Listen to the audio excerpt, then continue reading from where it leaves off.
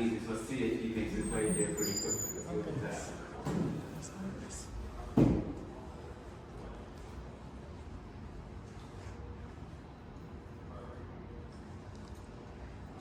He likes to make an entrance. Yeah.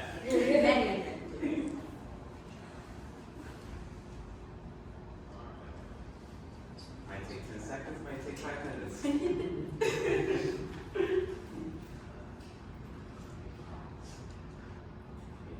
He's coming. Oh, Chris. that's so cool. Oh. So this is Amos. Wow. Incredible. He's an American white pelican. You can see that he's a very large bird there. In North America, he's actually the second largest by wingspan bird that's currently alive. And so his wingspan is about 9.5 feet long. Very similar to actually a dinosaur, or actually a flying lizard from the prehistoric era.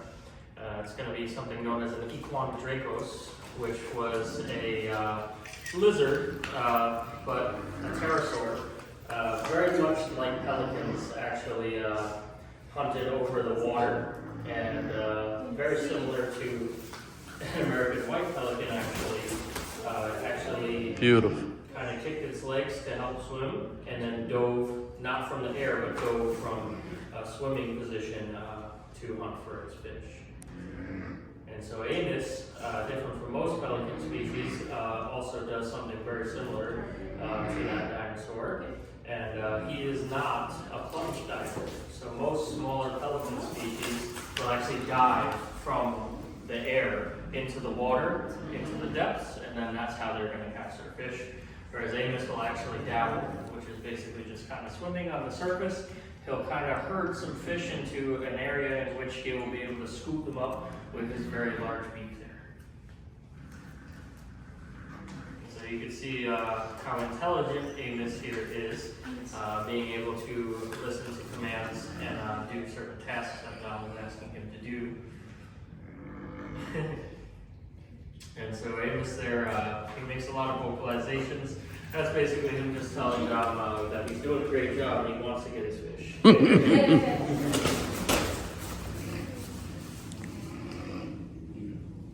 Yeah, these guys actually are capable of covering. Wow.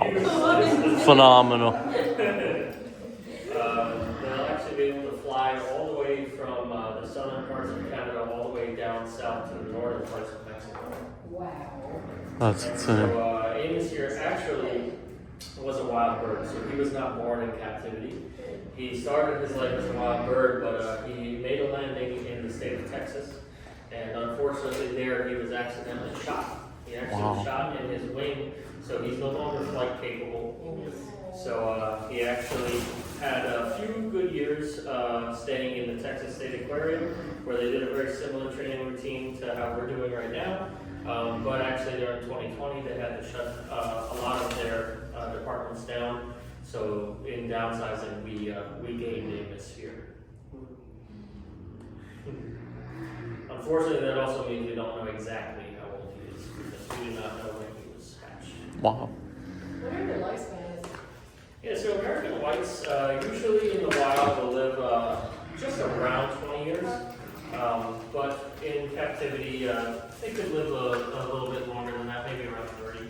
So we assume he's around 8 years old, but again, that's an assumption because we don't know exactly how old he is. But you can also see that large gullet there that he has. That's going to help him catch all those fish.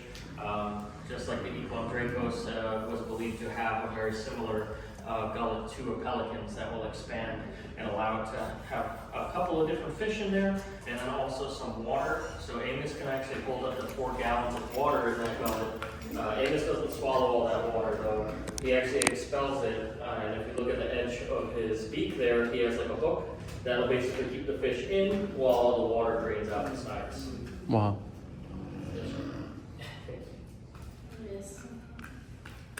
What's up, buddy? How are you? absolutely nuts. That's beautiful. Yeah, so part of the reason why we actually incorporated the training routine into the programs that we do with Amos actually is because he's super curious and he explores with his mouth. So we wanted to make sure that his focus stays on the keepers so that he doesn't like accidentally try to like, eat somebody's phone.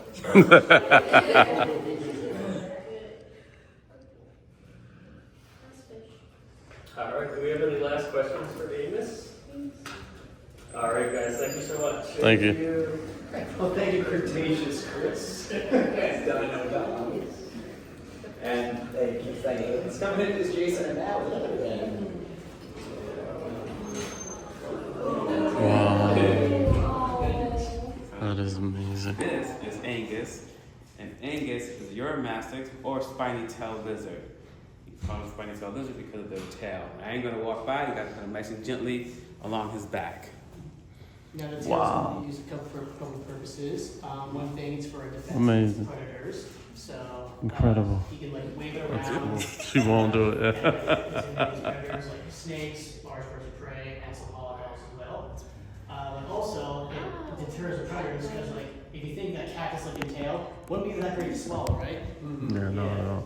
So there's a couple reasons why we show this guy with our dinosaur program, because I'm thinking of a couple of dinosaurs that have a weird looking tail to defend themselves.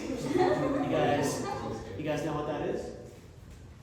What is that? There's a couple of dinosaurs I'm thinking of that have a defensive tail. They use it. Oh, yeah, like Ankylosaurus. Yeah, Ankylosaurs, that's one of them. Yeah, they have a club-like tail. They use it to break bones against Tyrannosaurus. Lots of fossil evidence of that. Do you guys know another one?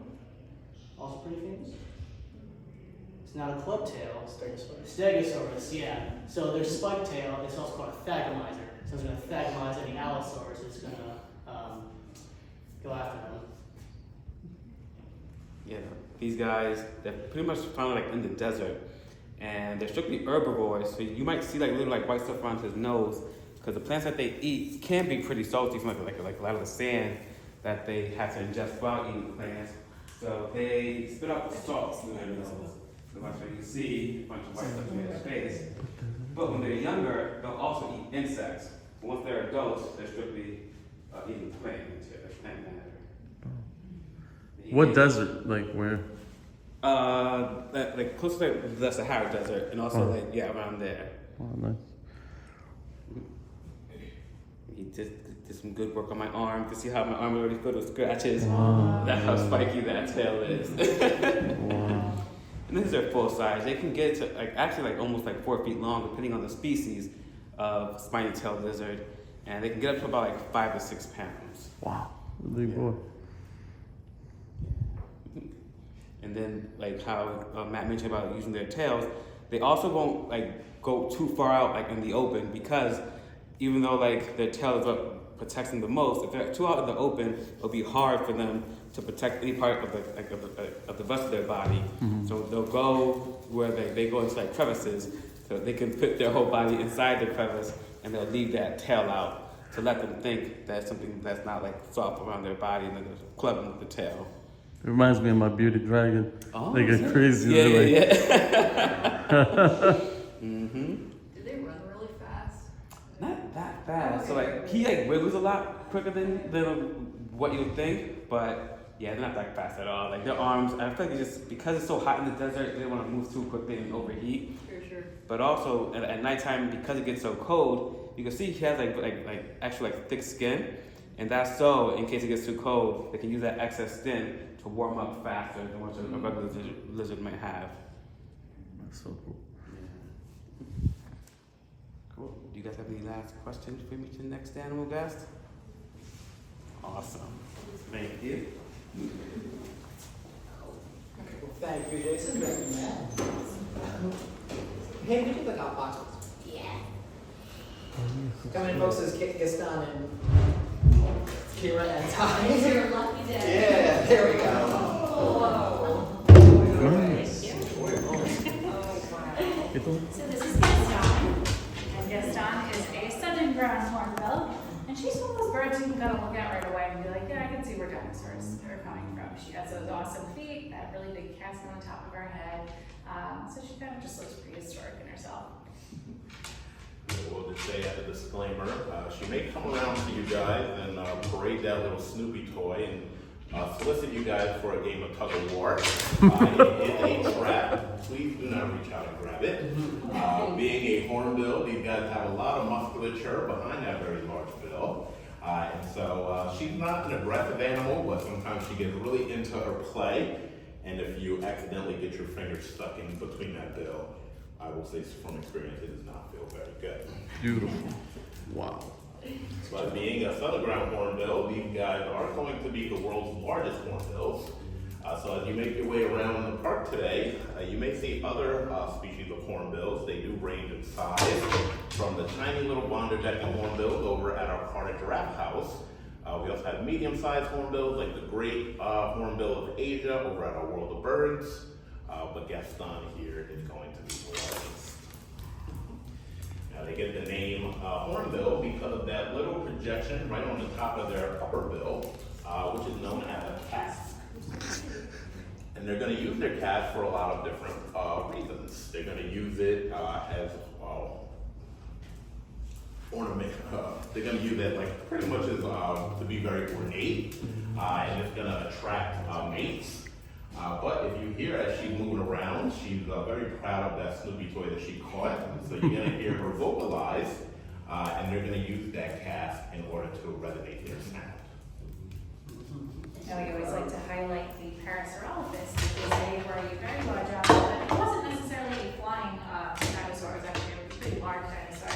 But they have been known to have a very large sinus, and that sinus, we believe actually was a way for them to help make their vocalizations louder. When they would actually express air through that sinus, it would make a very loud horn noise. So we think that would be some sort of adaptation that the Parasaurolophus had that Gaston, the southern ground hornbills, have taken on as well. Now you can also associate these guys with really any of the pterosaurs, even though she is a southern ground hornbill. They do have the ability to fly. She won't fly for long distances, but can definitely get off the ground. And they're also carnivorous. These guys are going to look for anything that is small rodents, small lizards. They've actually been known to grab them by the tail and snuff those on the ground before eating them. So very carnivorous in that way. Nice. Do you guys have any questions at all? So very similar to yeah, right? Yeah. And it's really cool with birds because obviously she's going to use those very similar to mammals that live in very arid or dusty places. But what's really cool about her eyelashes is that they are modified feathers. And so being from southern Africa, these guys are going to be found in a range of different habitats. Those eyelash-like feathers are going to keep dust out of their eyes. Now we did mention how she is parading that around, and just like Kira mentioned, this is what they would do with their prey out in the wild. And very similar to Parasaurolophus, they are going to live in big family groups. And so with southern ground hornbills, they're going to live in a family group that is led by a dominant mating pair.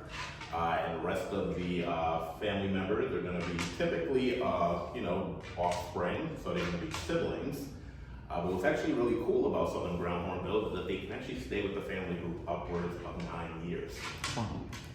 And what's really cool, and we always like to highlight with Gaston here, is being 10 years old. She's still very young when it comes to southern ground hornbills, and that's because they are very long-lived birds. Out in the wild, they have an average lifespan of around 50 years, and in zoos, they've actually been known to go as long as 70. Wow. Are there other hornbills here? And so as far as southern ground hornbill, she's the only one.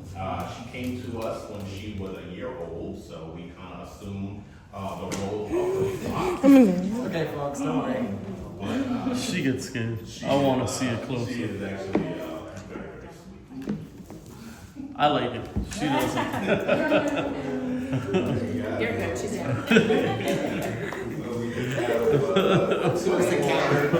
We're complete opposites.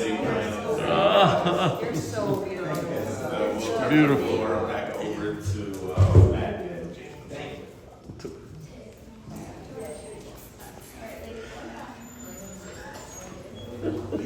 Thank you, Tiny here. Thank you, Scott.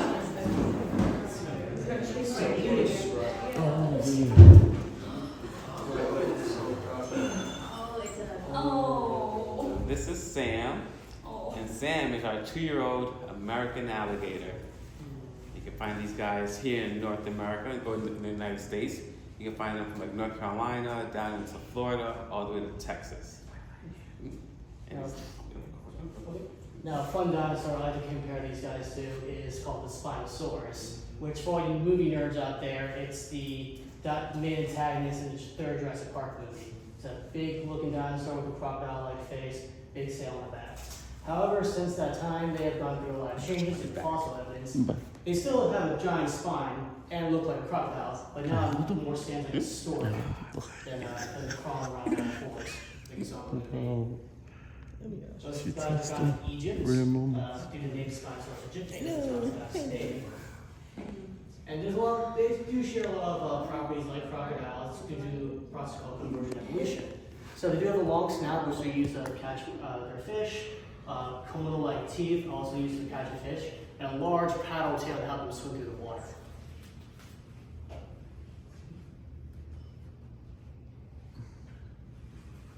do you guys have any questions about alligators?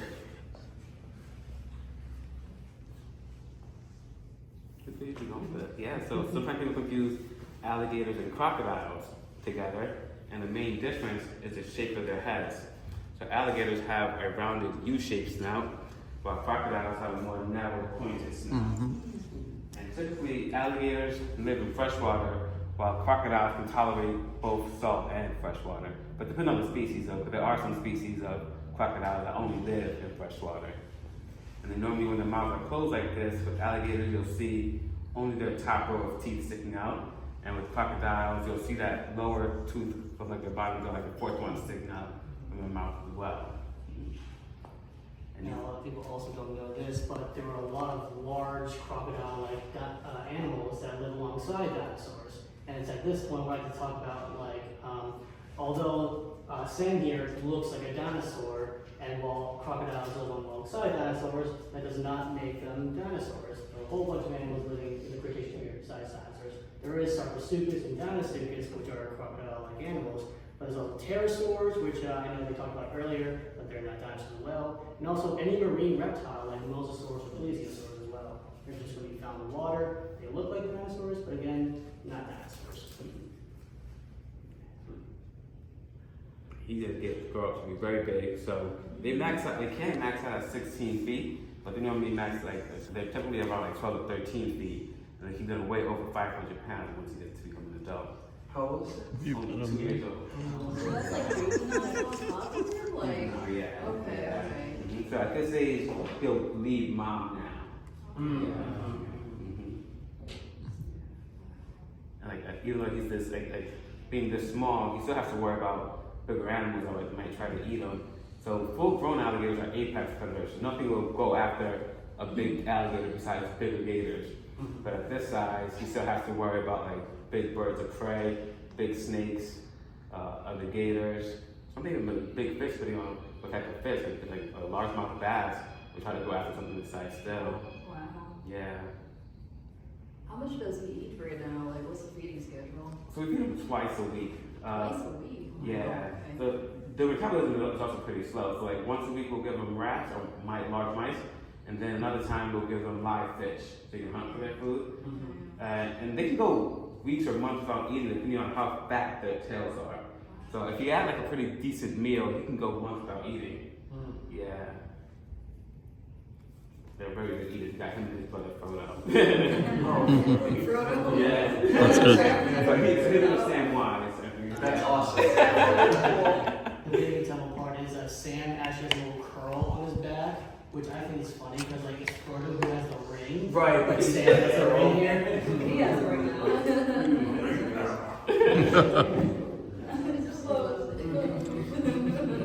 Awesome. Well, we still have one more animal to show you guys.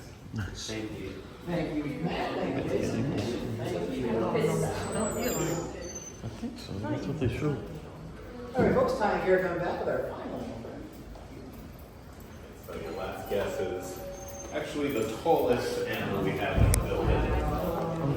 She does need a little bit of, he needs a little bit of prep working here. Because he doesn't have the greatest traction, so we have to roll out the green carpet. The green. That's great. Oh, this is cool. Man, this guy's a special. It's gotta be a special one to get the green carpet treatment, huh?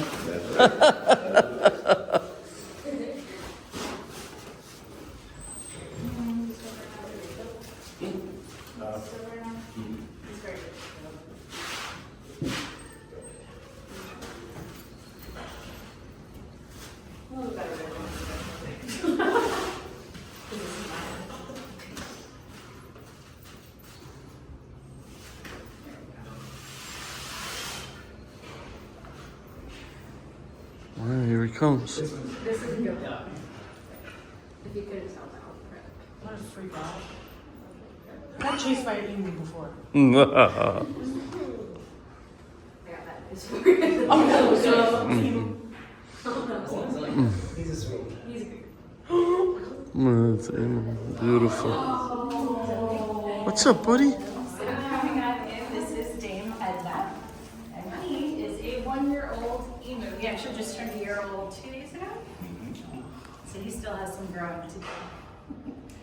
Now, emus belong to a grouping of flightless birds, which are known as raytites. That will include not only emu, but also the world's largest bird, which is going to be the ostrich. Also the rhea of South America, the cassowary, and then the tiny little New Zealand kiwi. Now, kind of talking about dinosaurs, and it's probably the best representation that we have of modern day dinosaurs. And these guys are going to be, aptly enough, very reminiscent of those pterosaurs that Kira mentioned earlier. Buddy? Now, the word pterosaur actually comes from beast-footed, and one of the characteristics of pterosaurs is that, very similar to Edna, they were bipedal, which means that they walked on 2 legs. Now, one of those that definitely, grouping of lizards that definitely comes to mind when you think about pterosaurs are going to be the Dinosaurs. That will include not only the Dinosaur, but also the much more popular Velociraptor, the Utah Raptor, and the Dakota Raptor. And what those dinosaurs have in common with Edna here is you can see, even though her feet look like they were fresh out of Jurassic Park, you can see that those claws are pretty significant. Now, whereas the Dinosaurs used to use their claws for the offense, or capturing their prey, emus and ostriches, they actually use the large claws on their feet for defense. And being native to Australia, these guys have to contend with not only humans, but also Australia's wild dog, the dingo. And so not only can they run at a very high speed, but they can also deliver a very powerful kick. Could we pet him? He's still kind of getting used to being in the program, so it's Okay. something we are working on. Okay. Does anybody have any questions? I would say maybe in terms of size, how big would like a cassowary be? Yeah, so cassowaries don't get They to get be scared as 'cause you tall don't. as emus, so he's in a very relaxed state right now. And so if he was to rear up right now, he's well taller than I am. Cassowaries, they are a little bit shorter. They will generally max out at around anywhere between 5'10" and 6 feet tall, but they're going to be much heavier than emus. And so that's why when we bring emus, our emu into the room, we don't say that he's the second largest, he's the second tallest. These cassowaries are also really good at claw at a lot of dinosaurs have at the time, which these guys are well no longer have. Is he, are there other, like, is he social? Like, is there any other humans that he spends, like, a large amount of time with?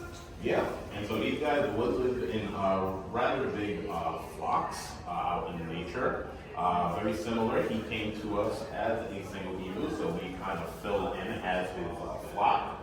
But another dinosaur that these guys are closely related to are going to be the Gallimimus. And you may remember them famously on the first Jurassic Park. They were in that big open savanna when the T-Rex came out. And so very similar to Gallimimus, these guys aren't also not only going to live in big groups, but they can be very fast. An emu can run at a speed of around 30 miles per hour. But what's equally impressive is that they can actually keep up that speed for roughly about a half hour. Wow. So they have a lot of endurance. Yeah, What do they do in the wild? Like, they can chase a lot down with that speed. Yeah, and so these guys are going to be classified as omnivores. So the bulk of their diet is going to be grasses, fallen fruit, but they will occasionally go after the small mammal, like a rodent, a small marsupial, or even a small lizard.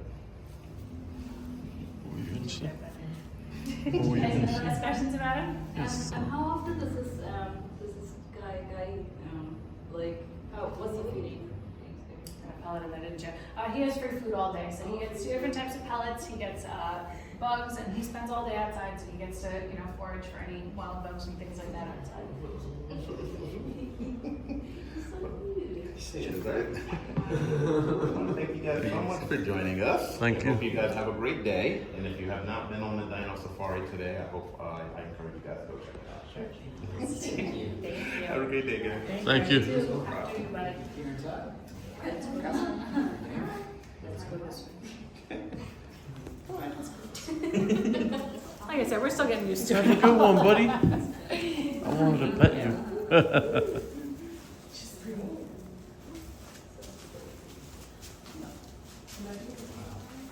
Yeah, that's bad news. Even with the cassowaries more so, because they got that, and ostriches too. Ostriches are huge. Yeah, those are huge.